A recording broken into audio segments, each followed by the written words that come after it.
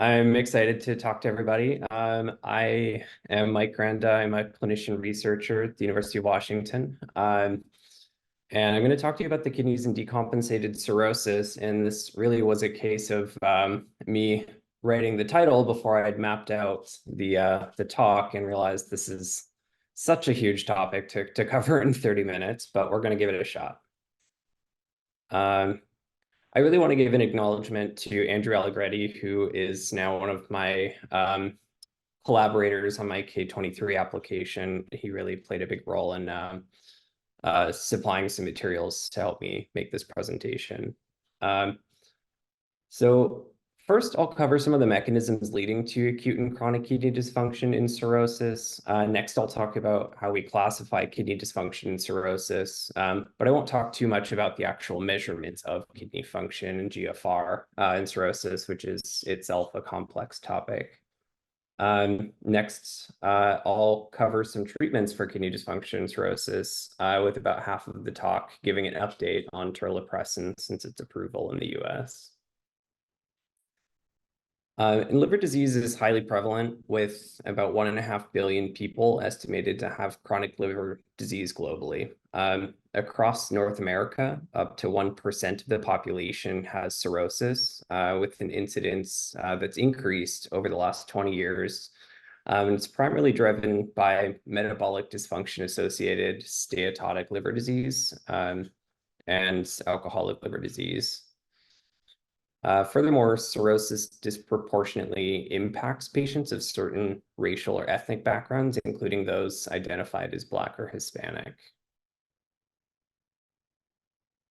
Cirrhosis is strongly associated with both acute and chronic dysfunction, and about half of all hospitalized patients with cirrhosis have an abnormal eGFR.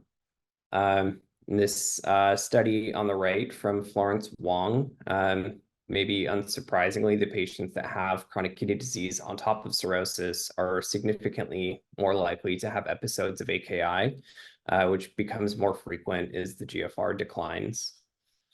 The incidence of HRS has been estimated up to 32% in patients with advanced liver disease in the United States. And patients that have kidney dysfunction are really at significantly greater risk for hospitalizations, and they tend to have more complications like sepsis, ascites, and death.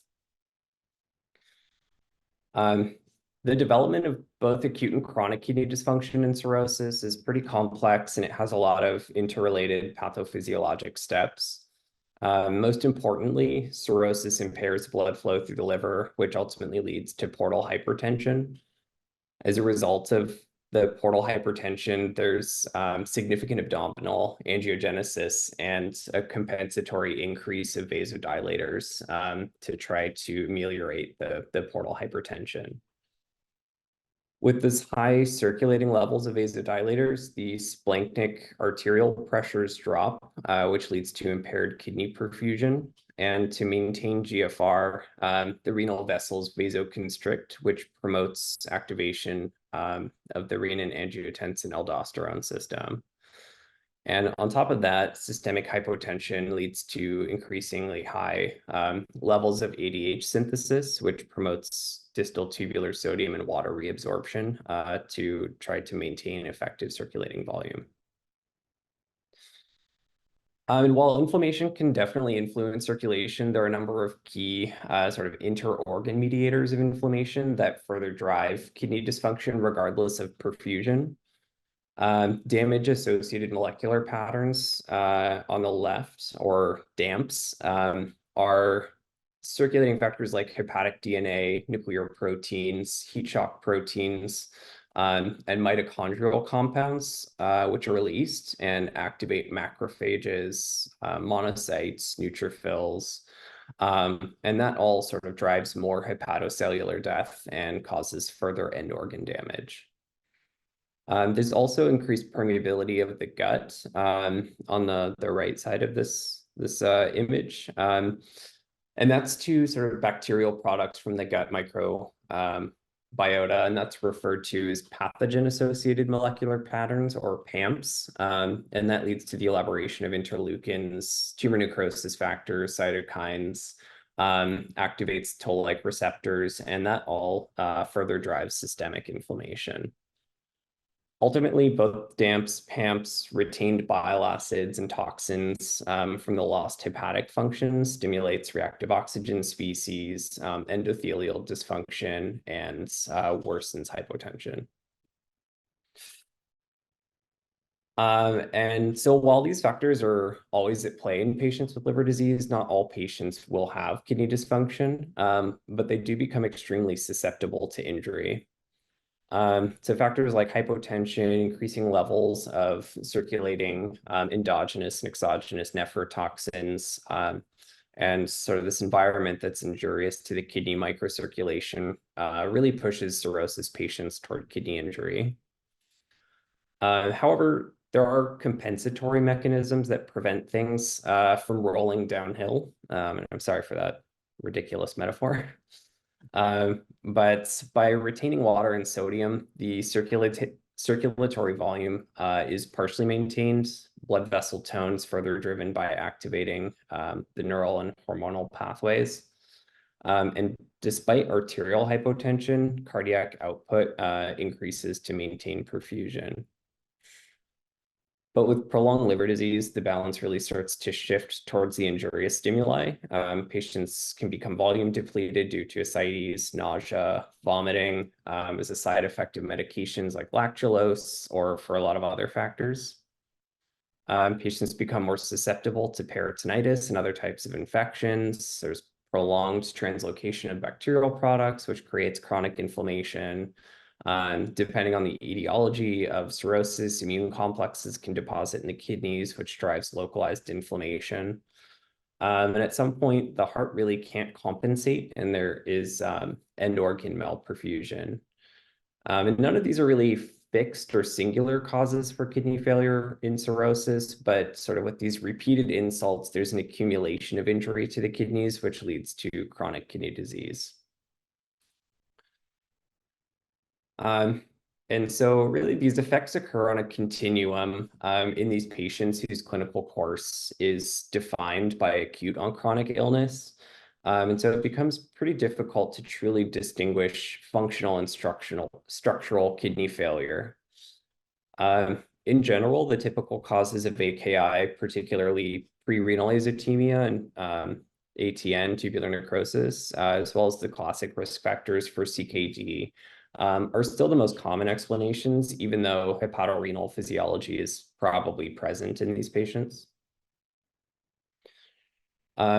So sort of regardless, after you newly recognize a change in GFR, the first step is to preclude rapidly reversible functional causes, in particular pre-renal azotemia. Often it can be done by a test of treatment, meaning withdrawing diuretics, and volume expansion with things like albumin or crystalloids.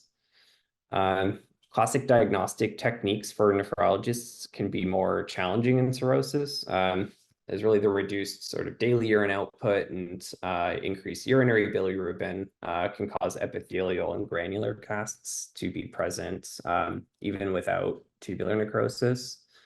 And urine sodium really becomes less instructive due to the extreme tubular avidity in cirrhosis. And sort of there's a frequent concurrence of diuretic usage in these patients that can also make urine sodium sort of less reliable.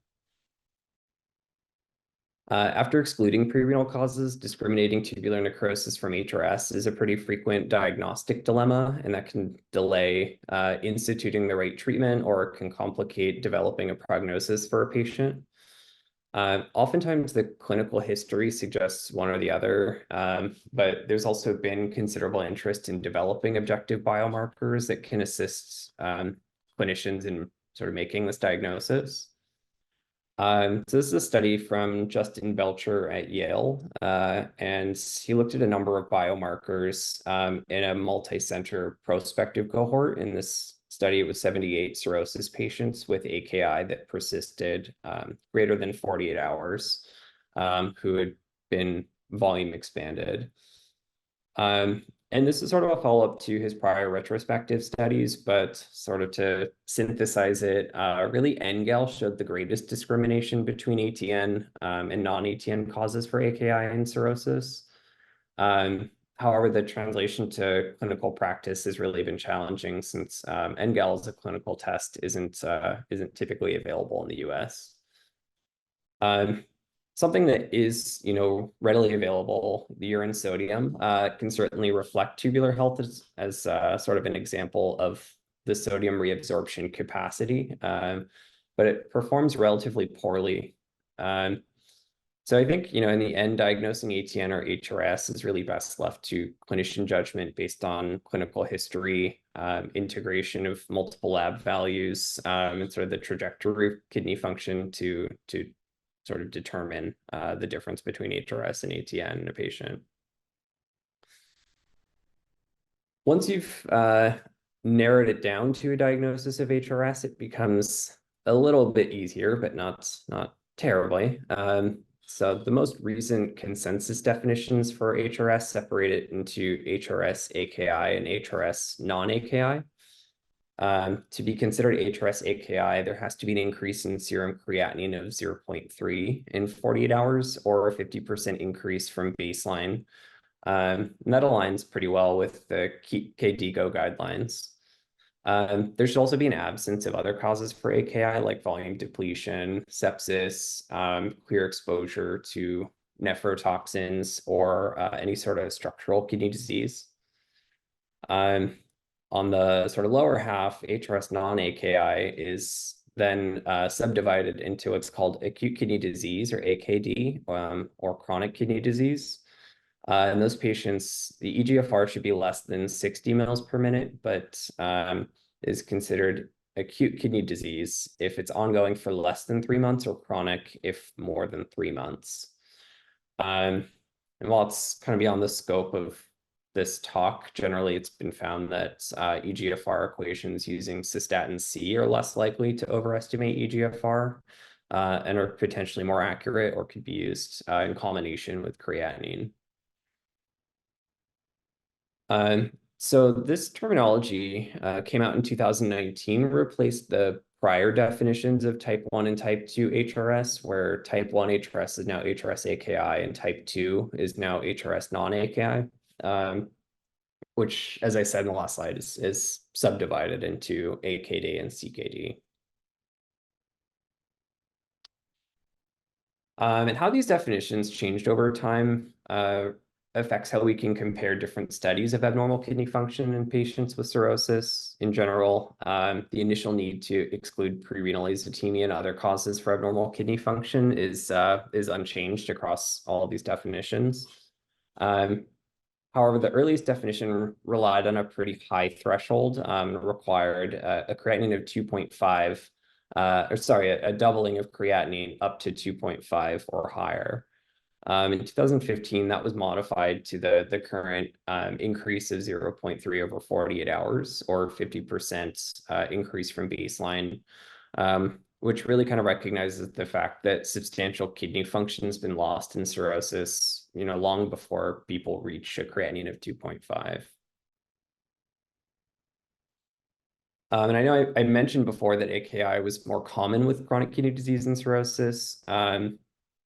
A study by the same author, Florence Wong, showed that the persistence or progression of AKI was strongly associated with baseline kidney function tests. So now I want to switch gears a little bit and talk about some of the treatment options in context of the pathophysiologic mechanisms that I talked about. These really don't necessarily fit neatly into their respective boxes and is definitely not an exhaustive list, but largely the treatments are addressing either circulatory failure, effective hypovolemia, inflammatory or septic signaling, as well as retained toxins from lost hepatic metabolism, and finally, vasodilation. Despite sort of all these options, really the only definitive treatment is transplantation. So first, I want to talk about some unusual examples that sort of exemplify the moving targets in treating kidney dysfunction and cirrhosis. Um, typically we're concerned with paracentesis as a cause for AKI due to the mobilization of extracellular volume, which leads to the loss of intravascular volume. But there's some limited but interesting evidence for its benefit in patients with tense ascites. Similar to cardiorenal physiology, in which an acute decompensation leads to worsening venous congestion and impaired renal perfusion. Intra-abdominal hypertension from tense ascites on top of the pre-existing venous congestion can reduce perfusion pressure and probably, ultimately lead to AKI. In this small study from 1987, I think another was published within 2 years in that. These were patients with tense ascites that had actually an increase in inulin clearance GFR, although it was non-significant after repeated large volume paracentesis. And I think anecdotally, we've probably all seen patients with progressive AKI and cirrhosis that seem to sort of unexpectedly improve a day or two after paracentesis. So I think it's probably worth considering in patients with tense ascites. A more sort of modern example of this would be the alpha pump, which was released in 2011, but isn't commercially available in the US yet, although there's an American study that should finish next year.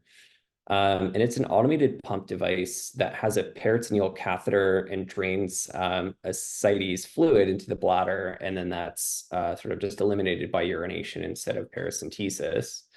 And so that reduces the need for repeated procedures and sort of the associated risks with those procedures. From a kidney perspective, it was thought that it could reduce the frequency of episodic hypovolemia that happens after large volume paracentesis, potentially reduce that mechanism for AKI. But a meta-analysis of a relatively small number, I think 141 patients with the alpha pump, showed that they had a 30% increase in AKI events after it was implanted. And the creatinine actually increased by an average of 0.3 or so after the pump insertion. So that makes the story a little more complicated and suggests these patients should actually be watched more closely for AKI events.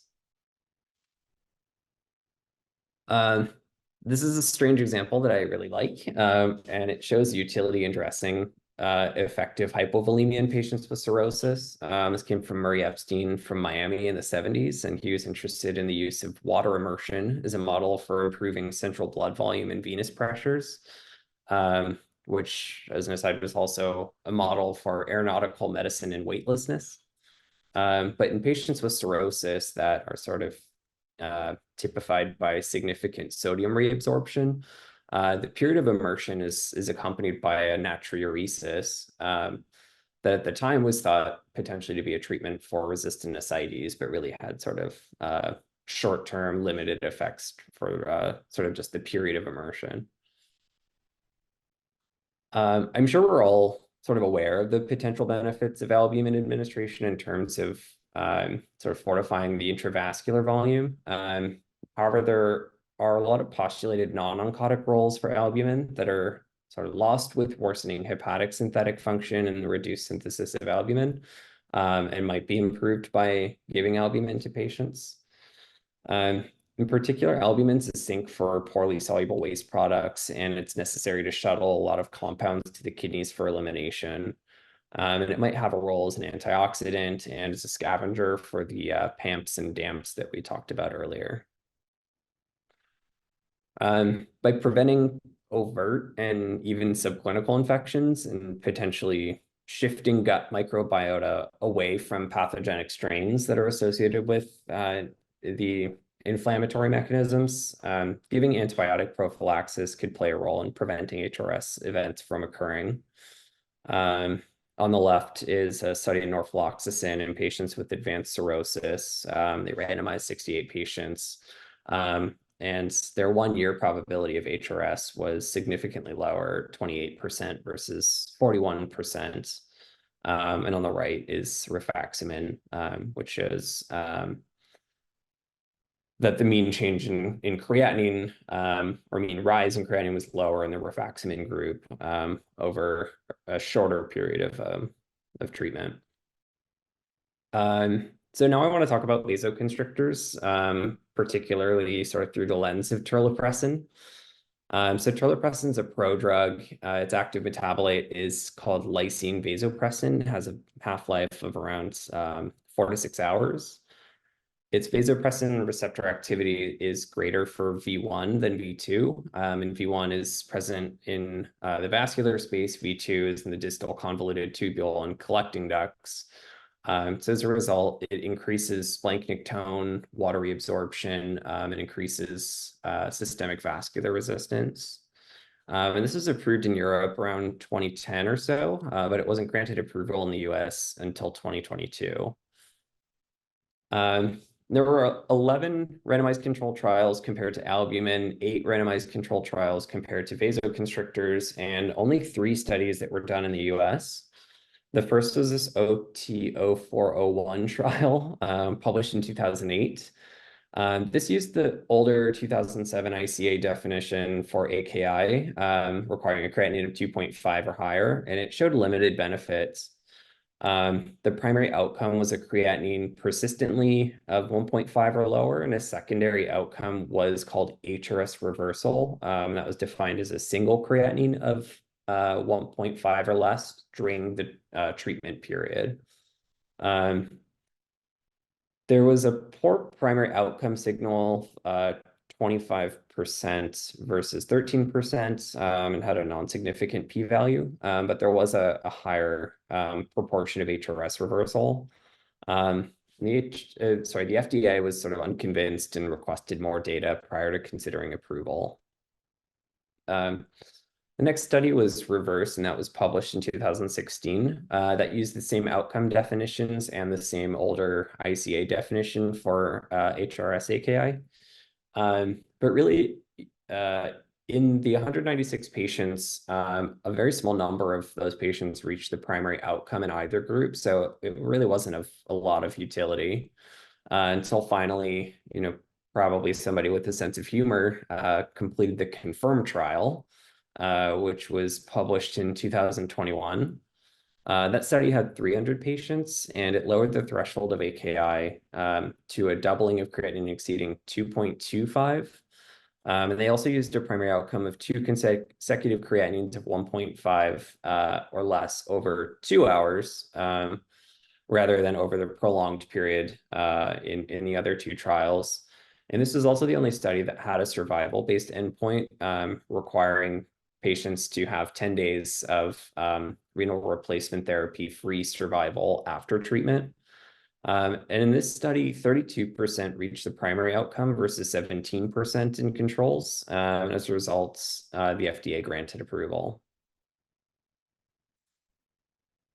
So to summarize these 3 studies, in total, there were 612 patients that were randomized to either terlipressin and albumin or albumin and placebo. The primary outcomes were slightly different for the first 2 studies, where they had to have the consecutive creatinines under 1.5 separated by 40 to 48 hours by day 14, compared to Confirm, which required those 2 creatinines separated by 2 hours and 10 days of RRT-free survival. And across them, the greatest absolute benefit was an HRS reversal, which was where at least 1 serum creatinine was 1.5 or less during the treatment period, but not the 2 consecutive. And for mortality, this was sort of a source of controversy given the lack of mortality benefit in these studies. The evaluation period for the first 2 trials was a little bit different. It was 180 days and 90 days for Confirm.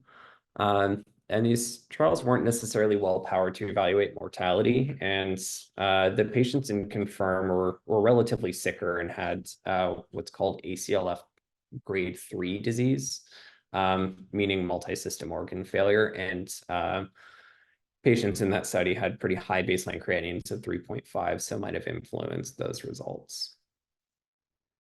Terlipressin is associated with some adverse effects. The main ones that were detected were respiratory, ischemic, and GI in the 3 North American studies. The most serious risk factor was related to respiratory failure. In Confirm itself, the highest respiratory risk was seen although those patients also had the largest volume administration overall. But sort of this explanation is a little bit mixed by the fact that in all of these studies, on average, controls actually had slightly more albumin administered, and I think they got about 500 grams versus 450 grams. So with the FDA approval, there came several advisements. The risk for respiratory failure was sort of highly mentioned. So Terlipressin use is not advised in patients with pre-existing hypoxia, and mandates continuous oxygen monitoring. There's also greater mortality in the sickest patients, the patients with ACLF grade 3, and so its use in those patients would be avoided. And finally, there wasn't a detected benefit in patients with a serum creatinine of 5 or higher. So just a few more slides. There is some variation in the dosing scheme, so I tried to highlight two very common ones. In general, most of the studies used bolus regimens, but and all of the North American trials actually use bolus only. In either situation, you should first confirm the diagnosis of HRS-AKI. You should assess the respiratory status, obtain a baseline EKG, echo, chest X-ray, and serum creatinine, and continue the use of IV albumin.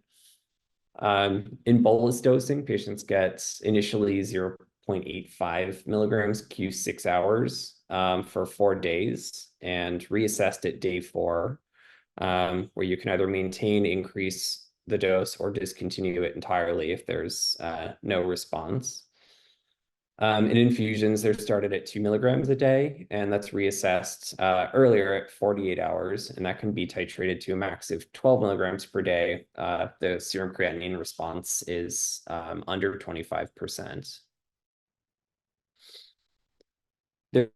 There's a lot fewer data for continuous dosing overall, and none of the studies in the US used continuous dosing. There's an ongoing study at the University of Pennsylvania called the INFUSE study, and that should end in 2025. But there were studies in Italy and India that showed that continuing dosing leads to fewer adverse effects. It's potentially more effective, and it results in lower total administered dose. And so that could be important from a cost perspective.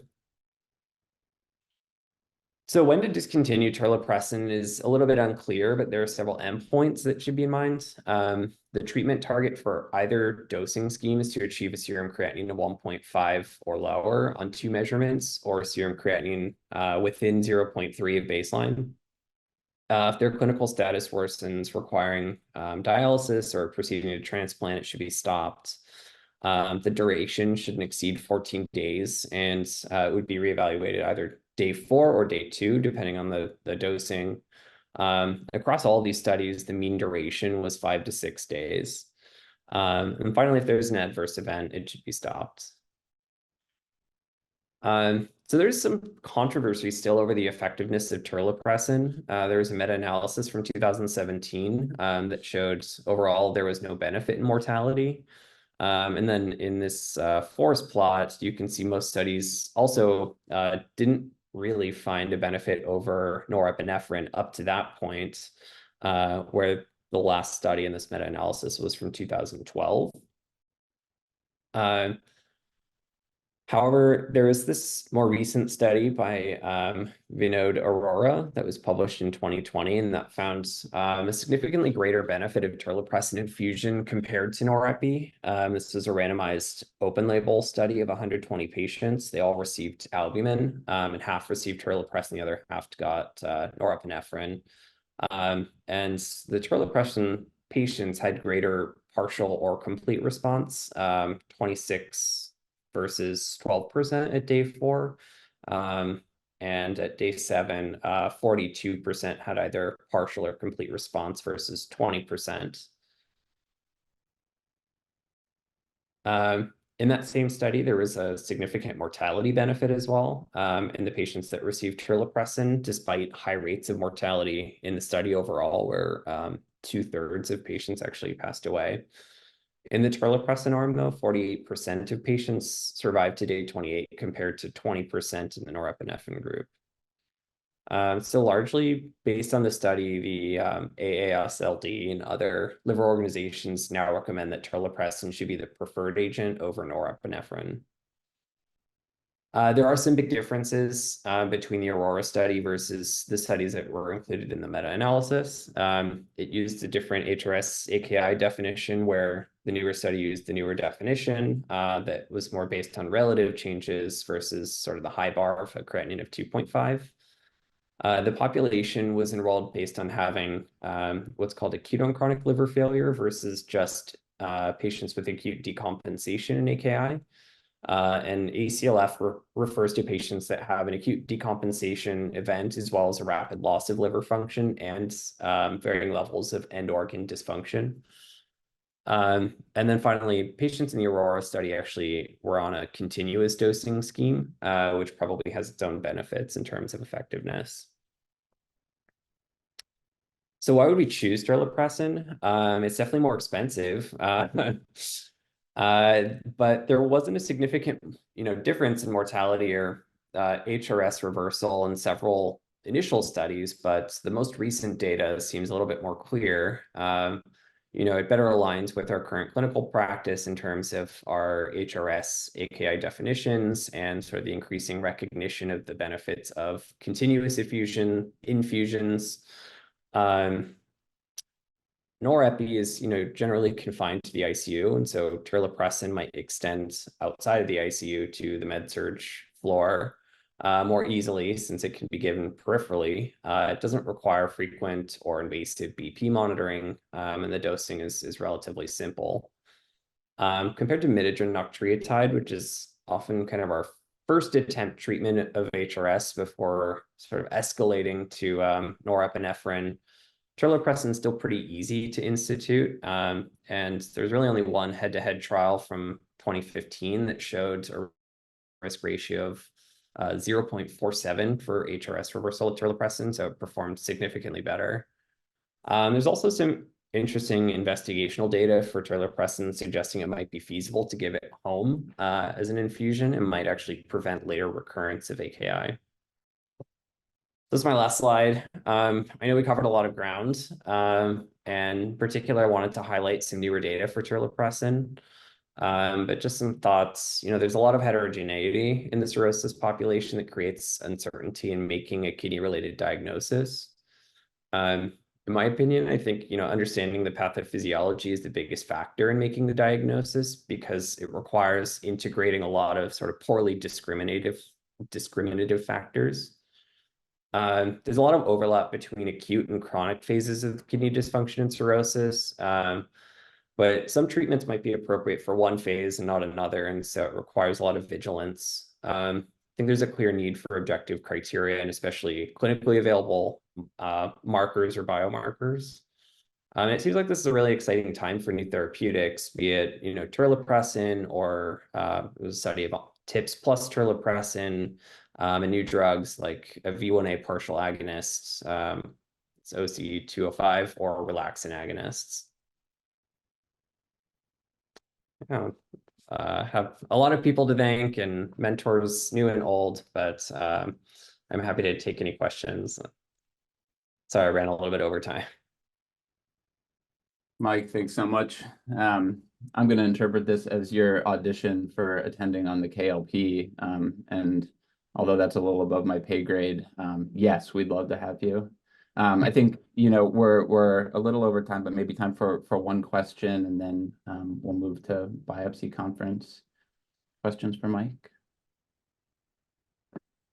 Hey, Mike, really, really good talk. Thank you. It's super informative. I just had a question in terms of availability of terlipressin here at UW and, things that we may need to do to access that versus epinephrine, which I obviously see used a lot more commonly here. Yeah, that's a good question. I might not be the best person to answer. Yeah, so maybe I'll answer that question. So the day after terlipressin was FDA approved, we requested it to be on formulary, and it was reviewed by the P&T committee and declined. I think, unfortunately, what Mallinckrodt has done is the cost for terlipressin per day in Europe is 26 euros per day. The cost of Terlipressin in the US is $900 a dose for a QID dosing of $3,600. That's the lower dose. The higher dose exceeds that, so it's $4,000 to $5,000 a day. So you'd have estimated an increase in $2 million for the use of Terlipressin, and declined at that point. I think we're in the process of trying to resubmit it.